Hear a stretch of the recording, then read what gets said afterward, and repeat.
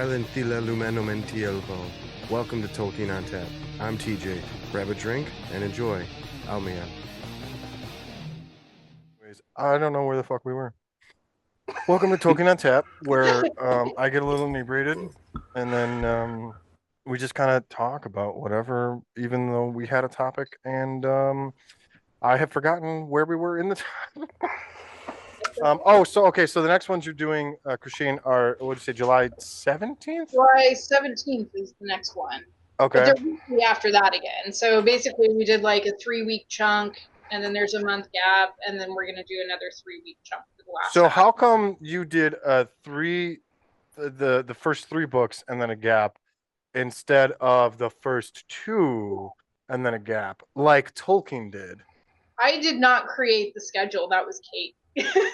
Oh, we should have fucking got Kate on here then. Get her in here to be like, answer for your crimes. That's Kate though for coming up. I guess it isn't.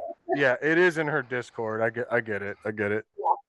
I mean, I might do. Why aren't you doing it in your Discord this time? I have my own Discord. I might do. I mean, this all just came about as part of the whole watch party experience that she started with like season 2 Rings of Power during the holiday season and everything, and this was kind of a continuation of that.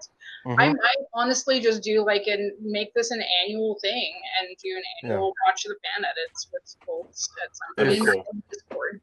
Yeah, is anyone that was in the Rings of Power season 2 rewatch watching it? Avery has been joining. Avery's been there? Yeah. I need to get fucking Avery on this podcast. That's my stoner that I need. Yes. That's my fucking stuff. Dude, and Zach. Avery's been talking about this book that he's writing or series of books. Like, yeah, get Avery on here. I do need Avery on here. Avery and Marjorie, they're my stoners.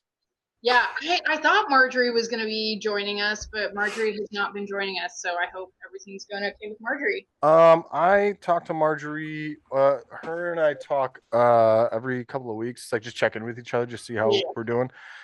Last I heard, she's fine. Yeah.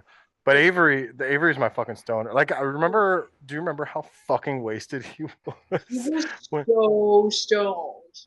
Yeah, dude. Like I would make a joke. Dude, Zach, no joke. I would make like die laughing. Yeah, I'd make it like a gay joke, and Avery would be like, "Oh my god, you're so right," and then just lose it. That is how it is. I fucking absolutely love Avery. He's such a fucking amazing human being. yes, he is like awesome. literal like the embodiment of joy as a person. Like if there was a Tom Bombadil in real life, it would be Avery. Fan casting. Yeah, I'm fan casting Avery as Tom Bombadil.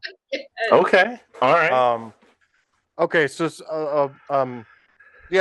just thought it was interesting that you did like halfway through the story instead of like the first 2 books, which would have been the full Fellowship, and then a break, then the 2 Towers, and then an even longer break because of to emulate Tolkien's weight. And I think that's kind of what I was shooting for initially, but Kate was also co-organizing, and I know summer's just busy for everybody, and I think it's busy for Kate, so this is what worked for Kate's schedule. And I got you. I get it. Like, so in the fan edit, speaking of, now I'm thinking of like the timeline of the book, and you said earlier when Aragorn was sitting around daydreaming about between Gandalf asking about Frodo and him thinking of Arwen saying that his fate lies with Frodo. Was there a part of you that thought like, I'm going to take the Arwen stuff and like make an epilogue that would have been called the Appendices and done the tale of Aragorn and Arwen as that?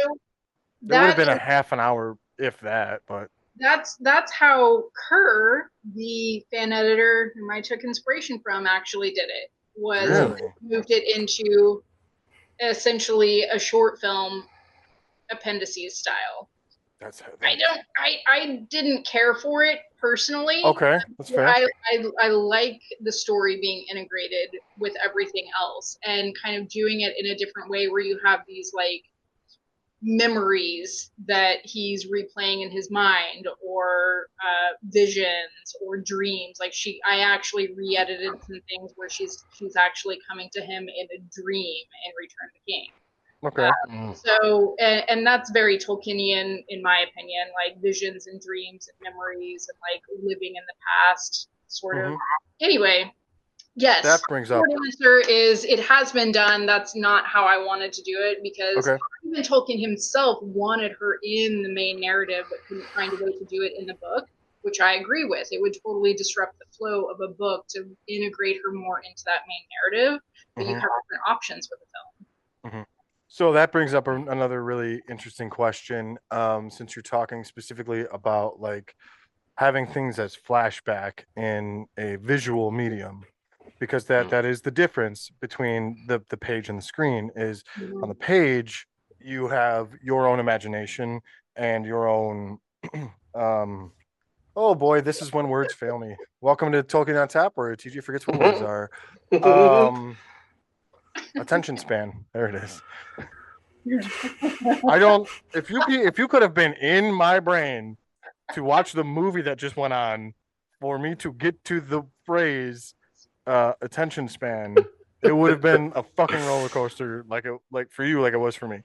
So when it's on the page, it's your own attention span, and I understand. I like the narrative of the book and how it is linear per book, right? Like, because I think I would have been like, so I've read some of A Song of Ice and Fire, and when it goes between like chapter to chapter, you're at different, like specifically when you're starting in the second book, Clash of Kings, I think. I don't remember. I can't recall. I didn't like it to begin. I liked the first book, and then after that, I was like, person. Yeah. So I read A Game of Thrones from The Song of Ice and Fire, and then I read the second. I started reading the second book, and I was like, this doesn't tie to anything. And then it went to a different character, and I was like, this still doesn't tie to anything. What the fuck? And I was so mad. But so at least like within Tolkien's work, when it shifts between narratives until that part of the narrative is over, because you have, like, even within the books, you have a almost a beginning, middle and end, because there is still a climax and a turning point and a fuck, what's the end of it called, Zach? Denome. No, on the after the climax, and you come back because you have like the inciting incident, and then you go up to the something else, and then the turning point, and then the climax. And after climax, you've got the downward angle. Do you remember doing this when you were in school, where they would? My school was really artsy for some reason. I don't know why it would be. I was homeschooled, so probably not. Oh shit! Never mind. I forgot you said that. But anyways, but I know what you're talking about. Yeah. Not so like after not the epilogue, but the Unwind. I know what you're talking about. Yeah. So it's like the back end of a climax, like after the bad shit happens, like, and there's like a fucking come down or whatever. So like there is still that within Tolkien's narrative of book 3, 4, 5, and 6 technically is a little bit different because like everyone's story comes together.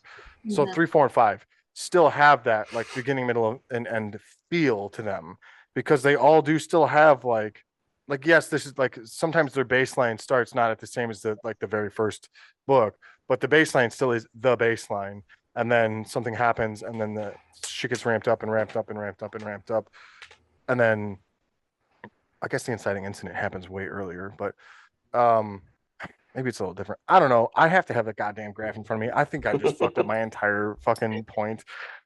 It does still feel like there's more of a narrative within Tolkien's whether it be 3, 4, and 5, even if you don't intercut it, even if it is just specifically like this is Pippin, Merry, Aragorn, Legolas, Gandalf, and Gimli. Gimli, I'm so sorry. I did not mean to put you last. I love you very much, brother, especially in the book.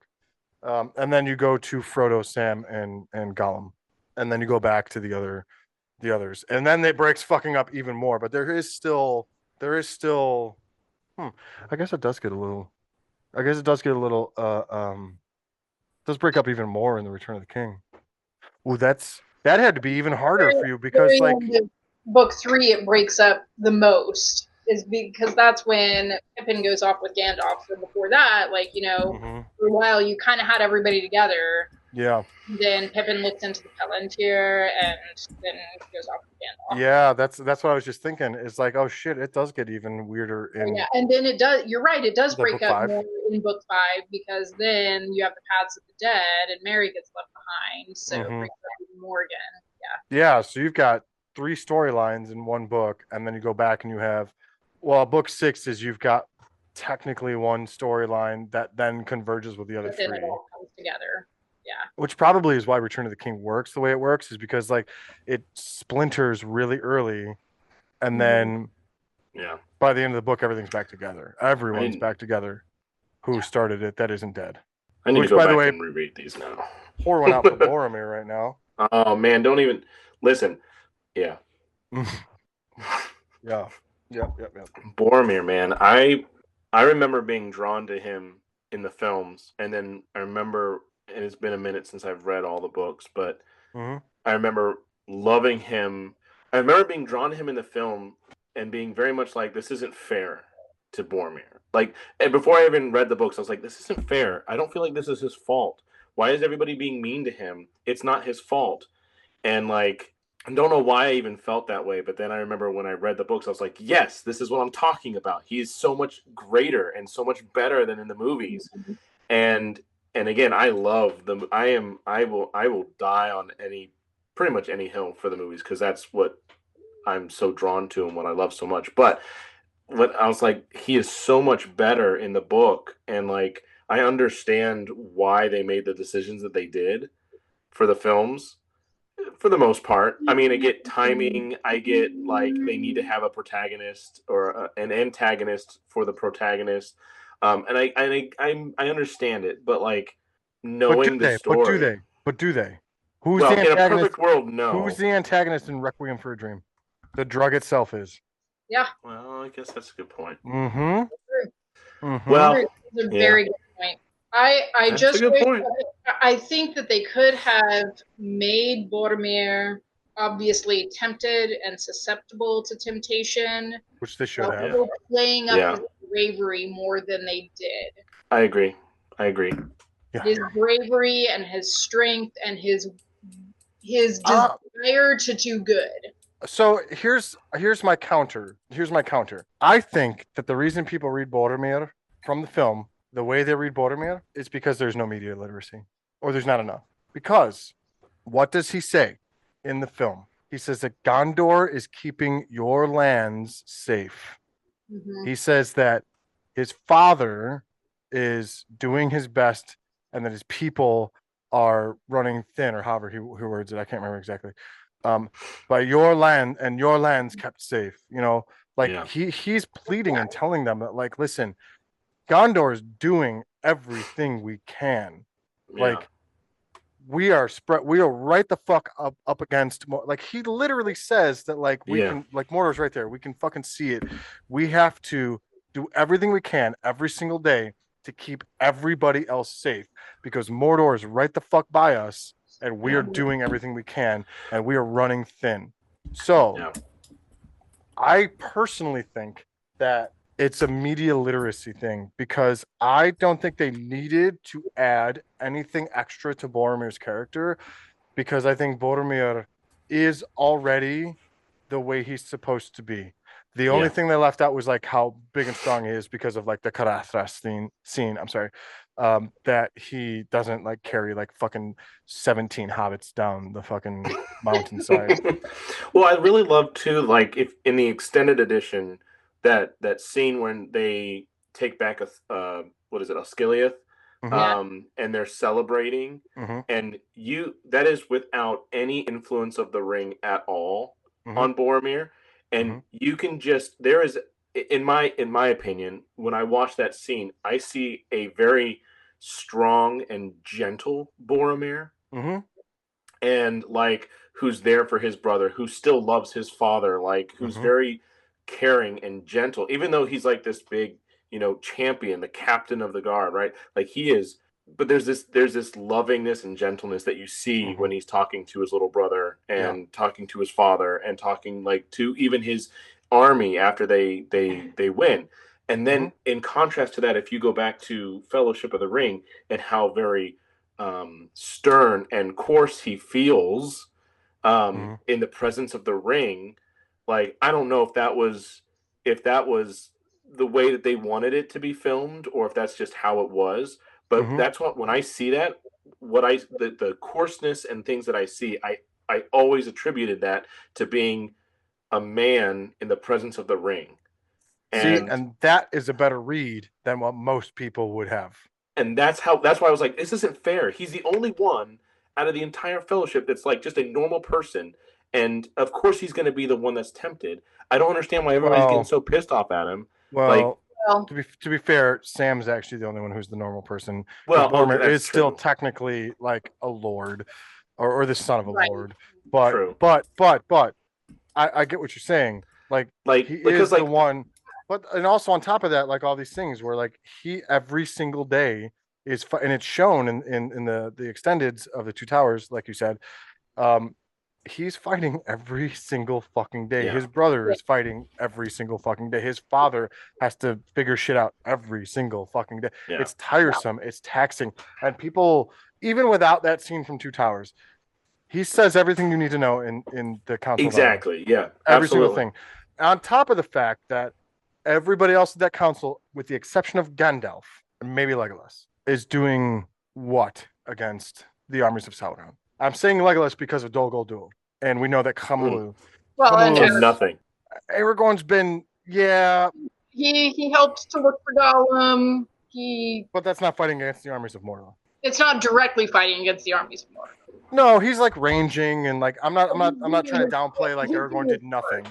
I want to make sure that people know I'm not down. Like, I love Aragorn. Every single member of the Fellowship is important. You do not get the ring to fucking Mount Doom without every single fucking member of the Fellowship, including Boromir. And that's.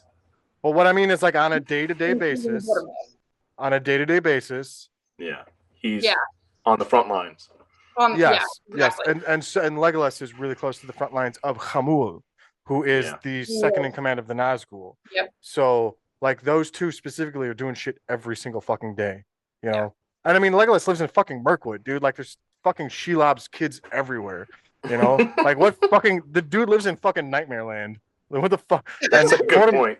Right, and Boromir lives on the fucking border of, like, Nightmare World. You know, if we're going like Disneyland to Disney World.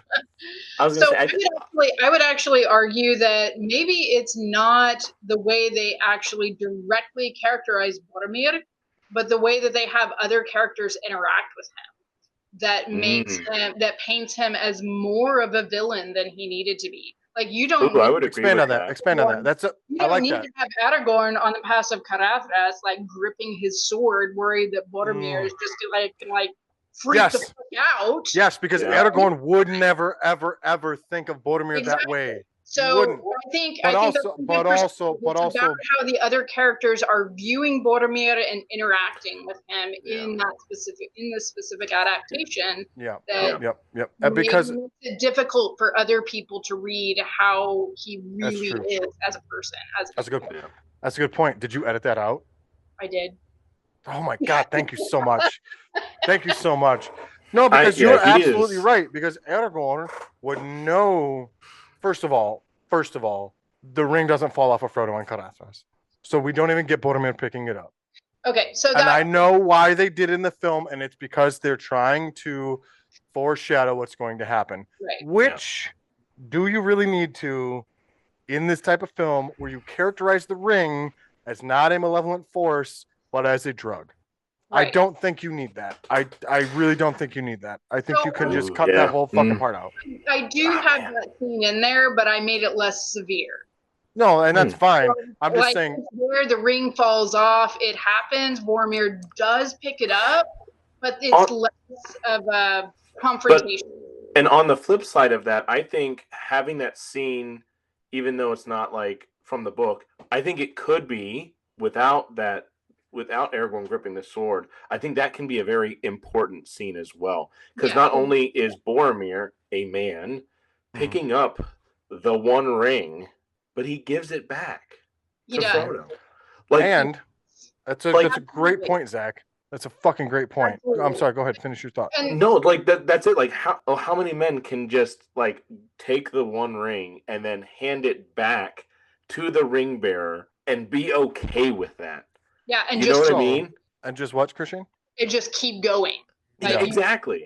On your journey and doing the thing that you said that you were going to do. And so I have two thoughts on this.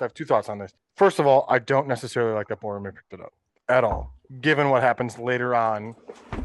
Actually, I have three thoughts. I'm sorry, guys. I don't like that Boromir picked it up and then gives it back at all because of what happens later. And if they had made the ring a malevolent force that acts upon a person's will instead of being a fucking drug, that means that nobody has any fucking agency whatsoever. It would have worked better in general had he, God damn it, computer, had he picked up the ring and given it back, but still faltered a little bit. And then also, if you keep it in, but you make it a malevolent force and not a fucking drug that people have no agency for, so you're keeping it now you're keeping it that the ring acts upon you. It doesn't change you. It acts upon you and your wants and your desires, which is the same word as wants. Then later, you can add in, grab your drinks, the Faramir part where and you could add the line, were it lying on the side of the road, I would not take this thing. Mm-hmm. And then it's like an extension of Boromir. Yeah.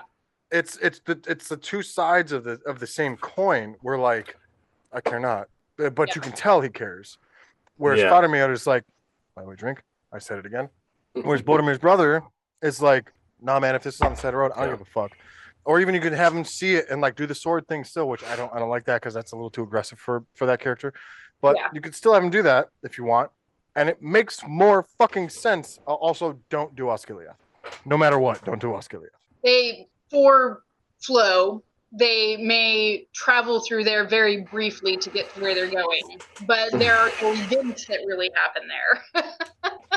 And that's the other challenge with like making a fan edit is you do have to have flow. It still has to be watched. You don't want it to be a collection of scenes.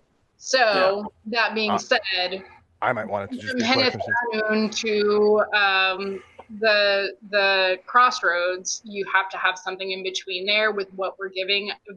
Otherwise, it's like, what? Where are they now? What? So there is a little bit of a transition there, but again, no events happen. No substantial events. You tell me you didn't just put in the SpongeBob like 2 hours later. And then suddenly, like from Henethanoon, they're down at the crossroads. That would be great, but no. Or like 2 weeks later. Honestly, I would. It's so funny. I had a dream a couple weeks ago where I went to Peter Jackson's house and we just sat and I got to talk to him. And like in my dream. Oh, in a dream.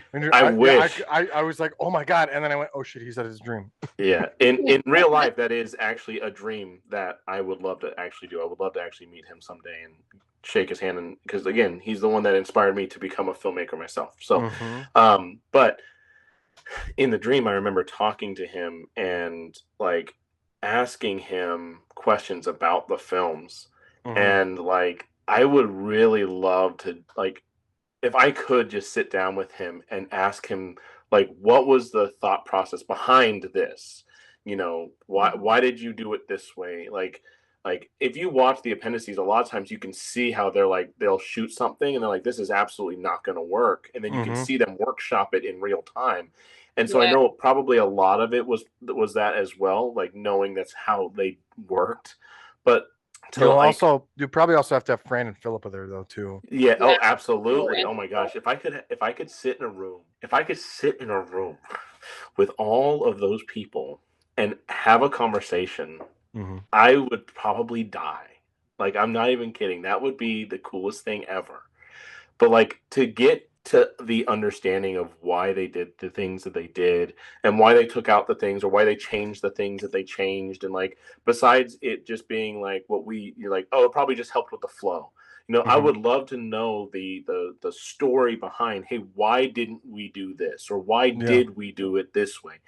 And like, it has no bearing on the film at this point because it's already been made, but just to understand it and like that would be so amazing to me. Like to understand the thought process behind it all. Which is why the appendices of those films are so cool. Amazing, dude. Oh man. To be the person who like got to film those and have the questions would have been amazing. Because that's your dream. Your dream is to be the. You know that there's stuff from those interviews that's actually not even in the appendices too. Oh, absolutely. Yeah, there's also stuff. There's also stuff that Peter and Philip and Fran wrote and filmed. Yeah. That and was like epilogue. Yeah. Well, there's so much. Like, listen, even Peter Jackson has said there's a lot of stuff. There could be a second extended edition, which is why Don Marshall made his videos about second extended edition, and then he just gave up. And he told me why one time, and I can't remember why. I mean, you were there when we were talking about the history of with New Better Do Better and Belmont and everybody sitting at the table when we were going over everything in the maps. Oh yeah. Well, I walked up like in the middle of that. Yeah. So like that was me sitting in that silent awe for the like the entirety of Westmoot, listening to people talk about stuff, because I am so not as versed as everybody else. Like I haven't read like half of the books that I have yet, and so like I don't even know half the time what you guys are talking about, and so like I'm trying to get to that point, and it's just so cool. Zach, I need you to understand that I have faked it until I made it to seem like people think I know more than I know. I need you to understand that. Like, people think I know more than I know. I pretend really, really well. I learned how to mask at a very fucking young age and pretend to be like the people around me who I see are like succeeding in a way that I wish I could. That like I'm really good at just doing that now. And, a lot of it is deflecting or like bending, like seeming to bend a little bit. Like, I could see it that way too. Pay attention now that you know that. Pay attention next time you're on a live with me and we're doing Lord of the Rings things, and someone brings up something and I go, well, this, and this, and someone goes, but also this. I'm like, yeah, you know what, you're right. You know why I say that? Because I don't have all the information. No, but what's so cool about it is that like I never felt nobody ever made me feel like, Zach, you should know this. Like I never felt that way. People, when I said, well, I don't know that story or that particular bit, people would get excited and they'd be like, oh, let me tell you. And that's what happened at the table. I was like, so wait, what are you talking about? And then New Better Do Better. It's like, where's the map? We got to figure this out. And like, and then Belmont's like, no, we got to start all the way here. And it was like, it was just so interesting and so cool. In the beginning, there was Andrew, the one. Well, and that's what you got to understand. First of all, like we said this earlier in the podcast, it's like, who among us, specifically at Westmoot, we'll just go with Westmoot where we all met in person. Who among us there was neurotypical? Who, when you say, I don't know, this would have been like, and then they'll give you a point by point, like real quick, succinct thing. Like you said, I don't understand this. And we went, oh my God, I get the fucking info dump. Yep. That's what happened. And it was great. And also like so much. Right. And also like, who gives a fuck if you don't know what someone else knows, man? Right. Like, that's the joy of fucking art, is like learning from other people, or if you're the person who does know more than someone you're talking to get to info dump. Like, or if you do know the same stuff, but you have different interpretations. That's the fun of it, is to see. That's what my podcast is about, bro. Being a part of this community and helping to build this community the way that we envision it to be. It's open, it's inviting, it's like we're curious about other people's opinions, and we're really excited to share with other people who might not know the things that we know. Like, it's a really, 100%. Really great thing. Yeah, I mean, like, for real, like, if you don't know something, like, fucking don't ever. This is not just for you. This is for anybody listening or watching. If you don't know, do not be afraid to ask anybody that you ever see who you think might know. Even if you don't know if they know, just fucking ask. Because if you don't know, you can explore it yourself, explore it together, or be given information. And then that information may just be that person's interpretation, and you'll find another interpretation. And then you can like just kind of weave in and out and figure out the way you want to interpret it, because Yeah. like the things that I love are not the things that Christian loves, not the things that you love, they're not the things that David love or Lee or Nubeta Yeah. or Belmont or Karen or Jen or George or any of these people or Bree. Like these are my interpretations of things, and there are things that live in my heart, like have nestled really deep in my heart as to why I love certain characters and certain themes a lot that don't resonate the same way with other people. That Like is for me, yes. like for me specifically, I love the Estelle of everything, the eucatastrophe of everything. For those who don't know, Estelle is a type of hope that means faith. It's much more akin to faith than like actual hope, because hope is like I wish this would happen, whereas Estelle is I know that something good is going to happen. And eucatastrophe is the sudden joyous turn. It's what I call my partner, because when I met her, I was in a place in my life where I'd kind of like given up on anything but like I'm just gonna go be a fucking I don't know, I'm gonna go make some TikToks and try to like pretend like I'm okay. Which, by the way, if you met me when that was going on, like I was not okay, but I'm doing better now, back in therapy. um, and I met her, and suddenly like things started to shift for me. Like it wasn't actually a sudden turn, but like it started to like suddenly things started to like become clearer, and like the things that matter to me like matter to me because they matter to me and not because I needed to be a certain way. And it was okay. Like she was showing me that it's okay to be who I am and like be the fucking nerdy dork, which is two of the same words. Just be this like nerdy, fun, like bright person that I am, and that's okay. Like who is like I embrace queer things. I fucking paint my nails. I'm fucking transgender. I'm on fucking hormones. Like all these things. Like all the shit that like with my fucking ex. Like I was like I'm so afraid to tell you. I fucking like told her, and she's like, yeah, yeah, I love it. Let's go. Fully So accepted. but that's you catastrophe. That's you catastrophe. Yes, you fully accepted. But that's you catastrophe. Is like when you don't expect something to fucking suddenly turn out amazingly.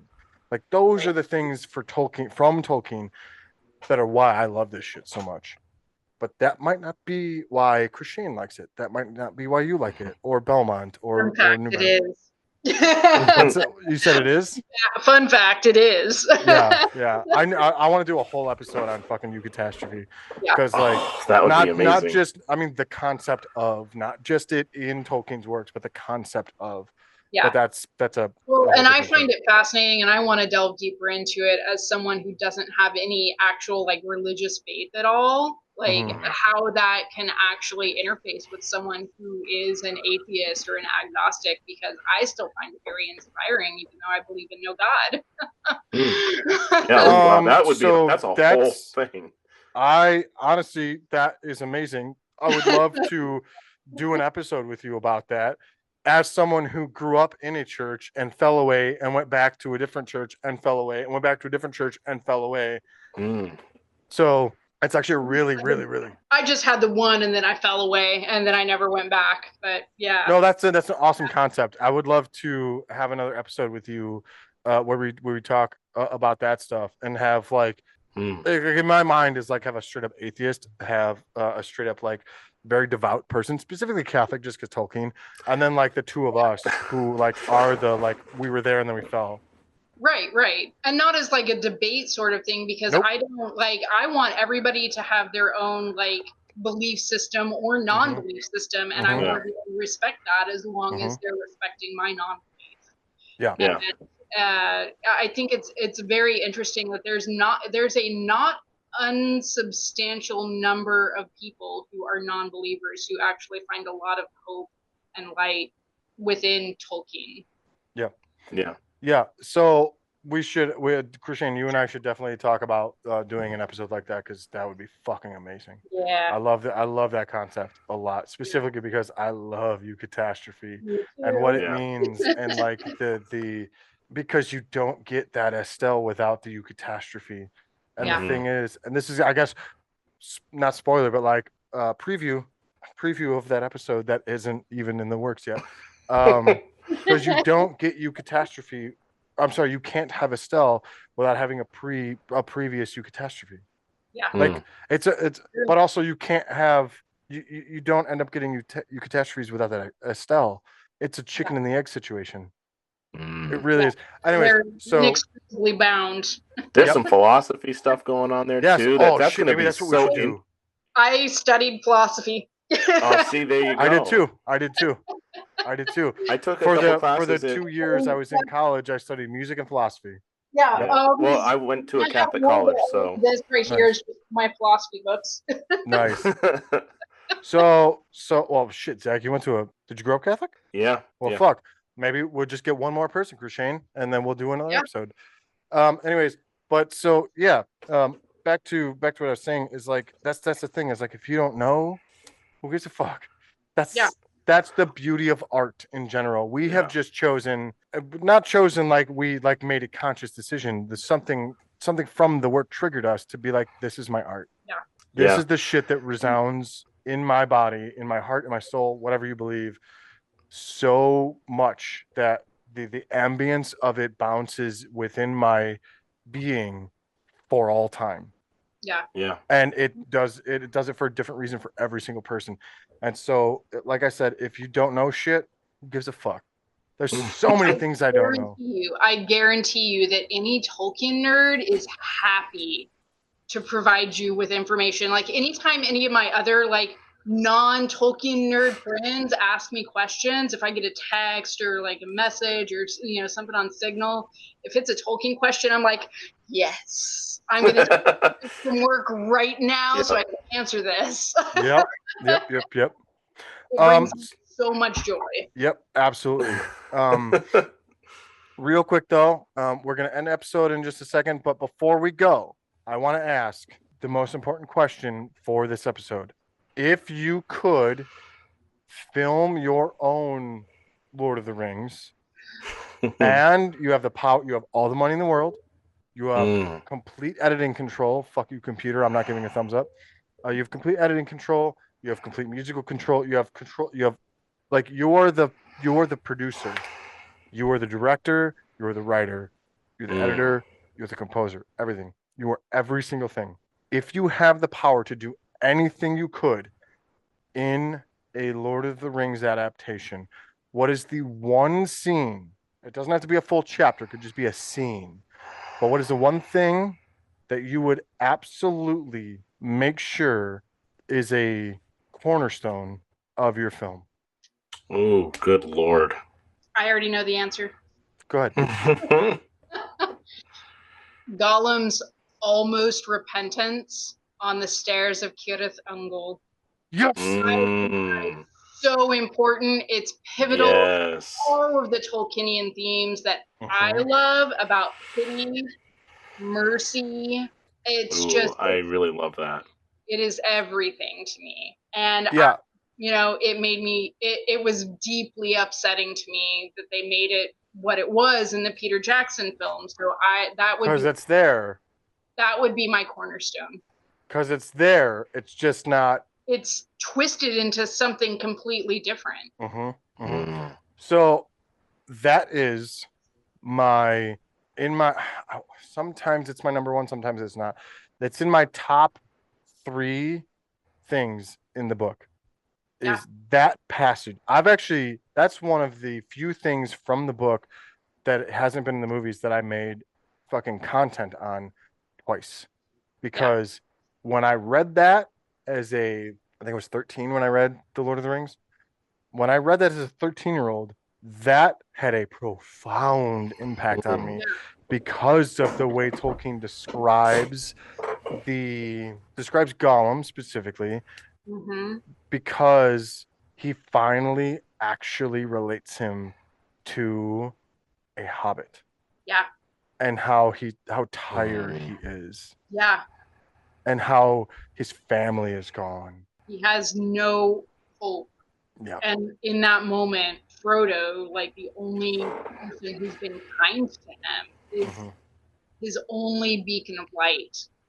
And because that scene also shows you the complexity of our heroes in the fact that Sam, as a hero, does something wrong. thank you. Thank you. It finally adds a gray area to Sam. That is one of the few arguments I have all the time on the internet about Lord of the Rings, is when people are like, Sam Gamgee's perfect. There's nothing wrong with him. I'm like, I'm sorry. Tolkien himself points out, doesn't say, points out that had it not been for Sam, Gollum would have 100% repented, because Gollum was on the precipice of repentance. Yeah. But it's when Sam rebukes him simply for caressing Frodo in a loving way, because of the way Frodo's pity has affected Smeagol. Sam sees it and takes it the wrong way and yells at Gollum, and then the green light comes back in his eyes. That's the end. It and just that green light, to the edge, and he never comes back after that. Yep, that green light never leaves, because he's Gollum. From then on, Smeagol is dead.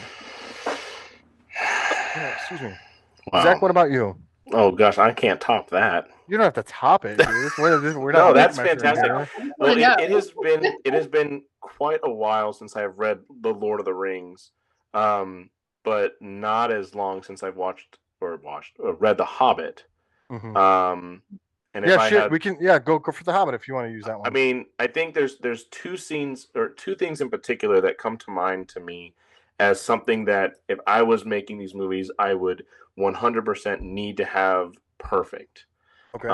For The Hobbit, for me, it would be Riddles in the Dark. Mm-hmm. I think they did a pretty good job in the Peter Jackson movies. I think that was probably the one thing that they loved. It felt like they really loved doing in that mm-hmm. whole trilogy. That one to me, I think, is very important because that is the finding of the One Ring, and I would want that to be very impactful. And I think that the last thing for me probably would have been the Scouring of the Shire. And the Scouring of the Shire and leading up to the very last line of the film, which is the last line of the film, but also the last line of the book, which is, "Well, I'm back." I think that is very impactful as well. At least it was for me. That was something that I always remembered. Like, this was the end. From when I watch those movies, when I hear Eleanor, which is the name of the song that plays at the very end, with that little penny whistle, and it goes up really high, and then it kind of fades into the end. That makes me cry every single time. I will cry pretty much the last 30 minutes of the film anyway. But when I read the books, same. And I read that, and it was the same. It felt like it was over again. If that makes any sense. I don't know how else to explain it, but that was so impactful to me that they did do that. But that would have to stay. I want the whole Scourging of the Shire. Yeah. So I think that shows a lot of good. It shows that the whole world is not perfect, right? It's still not. You're perfect. Not safe anywhere from. You're not safe anywhere from the clutches of evil, of things that can happen, and I think that's important. And as much as it was important for me to see the Shire untouched in the films, because that's what I wanted, I think the Scourging of the Shire would have a very different type of impact that could be just as impactful and what people would want to see, even if it wasn't happy. That makes sense. So, yeah. Go ahead. No, go ahead. I want to hear you. Something that you said, I latched onto right there. It's like you said, seeing it untouched is what you want to see. That's your ideal. That's what you would like to see.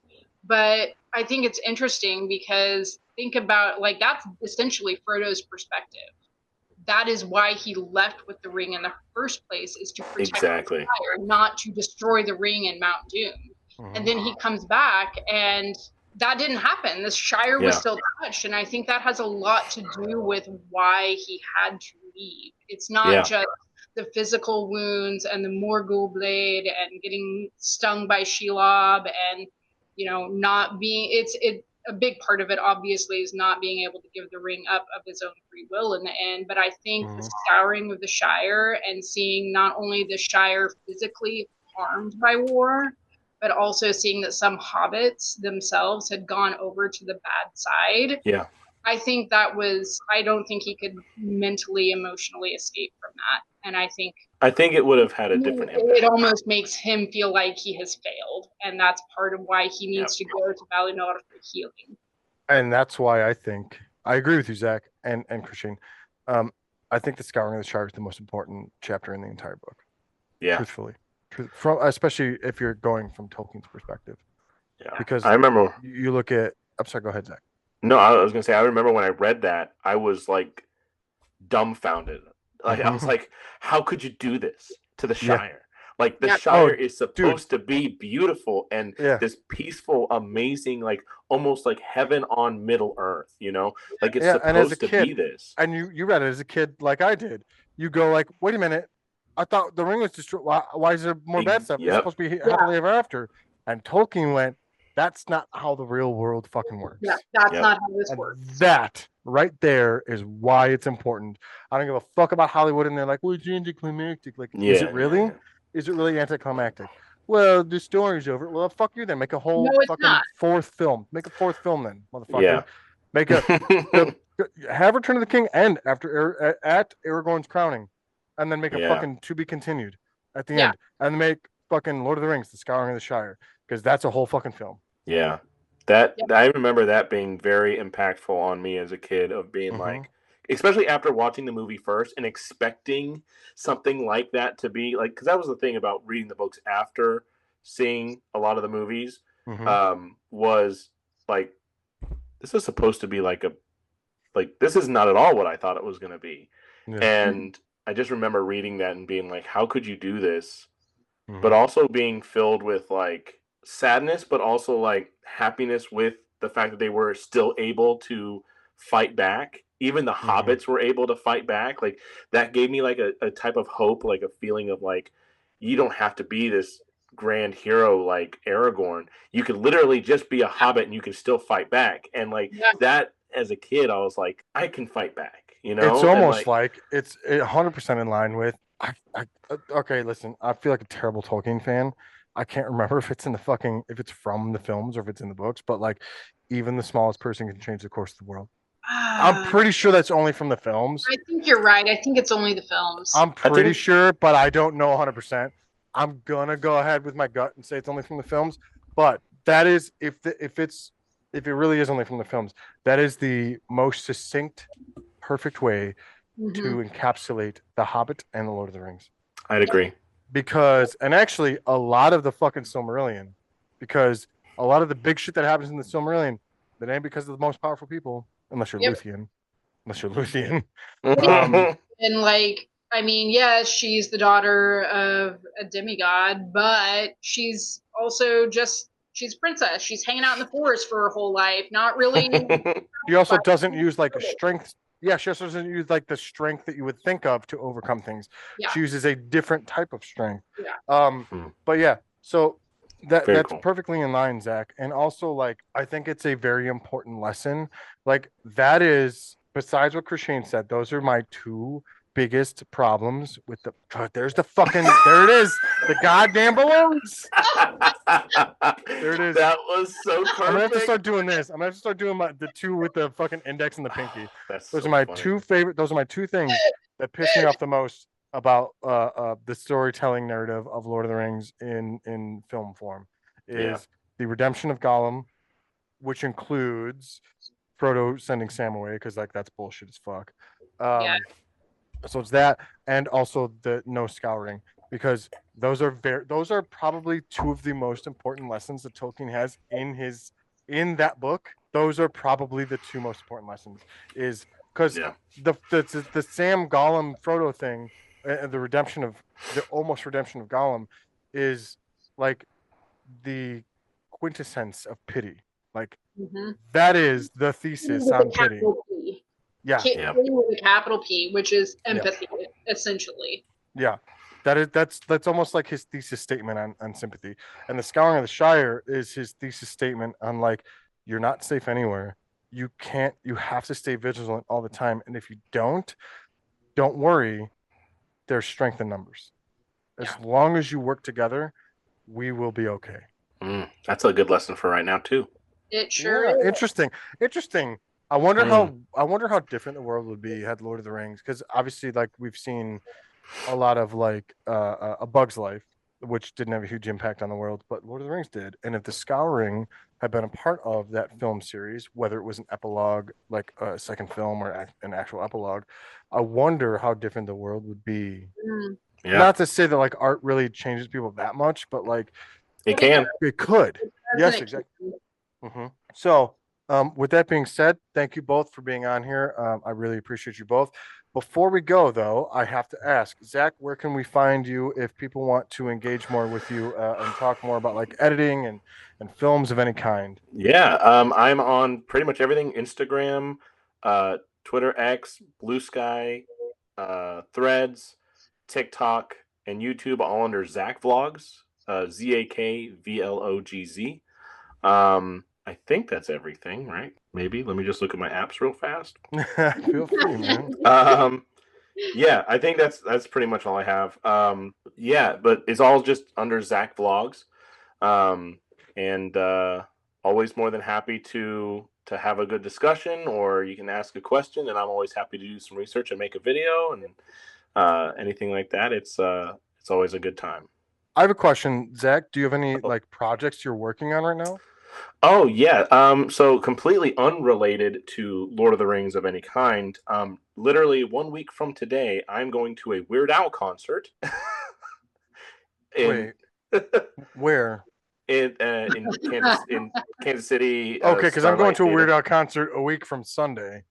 He's probably it's his bigger, weirder tour, right? Yeah. He's going to Chicago. Yeah. Well, I got the VIP package, so I get to meet him. I don't know what I have. Show. My friend told me I don't have to pay him shit. He just wanted to take me. So a free concert. That's great. 100%. When I first started making videos for YouTube and for myself, I did a lot of music videos, and Weird Al was what I was listening to as a kid. And so right now the project that I'm working on is I want to go and find all my old music videos and kind of make a little Zach Vlogs, which is the reason I call myself Zach Vlogs, is I've been making vlogs. And I want to make a little Zach Vlogs about me starting out as a kid making these stupid music videos and now going to an actual concert and getting to meet him after the show. And fuck yeah. So that's the project that I'm currently working on as I smack my microphone. That's very Richard Linklater of you. Boyhood. Very Boyhood. Yeah. Well, I was going to say, I also used in my Lord of the Rings, in my trip to New Zealand 3-part video called Zach Vlogs There and Back Again, or There and Back Again, a Zach Vlogs Tale. I did the same thing. I found a whole bunch of old footage, my old Lord of the Rings movie, and I put it in the beginning, and I made my own prologue, just like in the Lord of the Rings movies. And putting that all together and watching it it's weird to see myself so many years ago and where I'm at now. It's weird. Going back and watching this stuff is weird. Yeah. But yeah, I don't regret it. It's a little cringe, but you know. Right on. Well, thank you very much, Zach. I really appreciate you being here. Krishane, Krishane's is different than her name at all. So where can people find you, talk to you about any Lord of the Rings Tolkien content or editing or fan edits or whatever? I am mostly on Threads as The Last Malorn. I am also on Instagram. You spell that real quick for everyone? Yes. The TheLastMalorn. I feel like I'm in a spelling bee. I saw you looking up and to the, I think that'd be your left. I don't know. I think I'm different. Like I'm oriented different than you. But I saw you looking up and thinking, that's all good. You got it. I appreciate it. I just want to make sure I was getting it right because I've been imbibing a little bit. So being real extra careful there. Right. Yeah, so I am The Last Malorn. I am on Threads. I'm on Instagram. I've got a Facebook page. I don't really use it anymore. I hate Facebook. And I will venture into TikTok occasionally, but I don't make videos. So Threads is where it's at for me. I have a real good time on Threads. I'm a little bit of a goblin on there. Get a little bit of my fan editing information, a little bit of food posting, and like Hobbit day planning and stuff. I'm all over the place. Yeah. If people want to check out any of your, like, if they want to like watch a fan edit with you, where would they find that? So Should they just hit you up randomly? You just hit me up. And I always post, if you follow me on Threads, I will post a couple of reminders about those watch parties in like about 3 days before and then on the day of, and it'll have the link to the Discord group there, the Discord server. So then you can join that Discord server. It's not mine. It is our friend Kate's. But yeah, we are on Discord for those watch parties, and I post those reminders with the links pretty often leading up to them. Awesome. Thank you both so much for being here. Have a good night. Thank you. Thank you. Well, that's going to do it for this episode of Tolkien on Tap. Thank you for listening. Be sure to like and subscribe and follow me on any of my social medias. I'm on Threads, Instagram, Blue Sky, and TikTok at @the_Neej. Namarie.